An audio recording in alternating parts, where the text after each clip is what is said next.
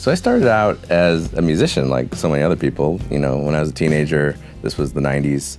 This was the time of alternative rock and grunge bands. It was a very exciting time in music, and I got kind of sucked into that momentum and started playing with my friends. And this was in Chicago area, and we actually had a basement, which was great.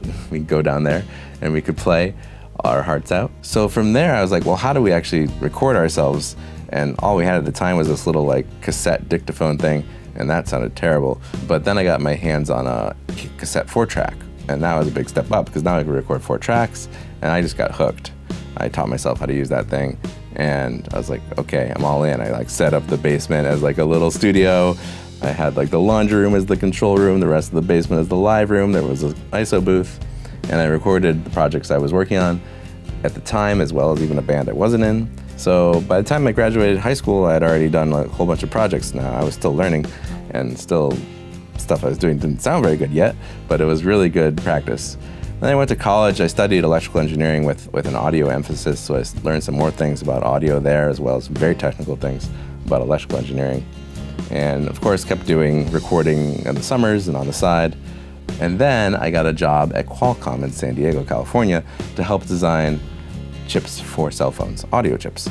So I came out here to do that, and then also started a little home studio called The Habitat in the Golden Hill area. And there I actually put on a lot of house shows as well, and met a lot of musicians and played in some bands, and recorded those bands and recorded some other bands, and got that whole thing going in San Diego.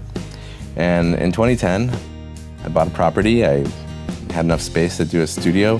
I hired Wes Lachaud, a great studio designer, and took 3 years, but built Rarefied Recording.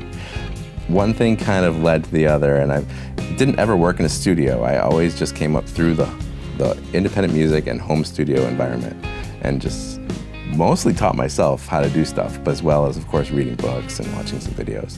But a lot of my learning happened before the internet was even around, so I had to really like kind of just do it, which is the best way actually to learn, is just to do it and do it and do it. So, you know, I came up in the world of independent music, of the DIY ethos and all that.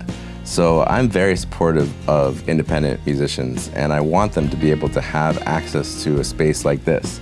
And so one of my goals of Rarefied has been to keep my rates as low as I can, to keep that door open to as many musicians as possible, while still giving them like a world-class studio and a world-class experience and a world-class product.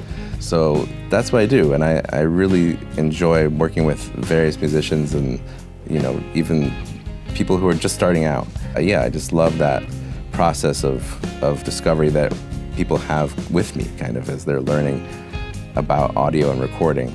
And then, you know, we go from there and hopefully take you to the next step and the next step. So yeah, that's my goal, to create a space that is not only world-class, but also affordable.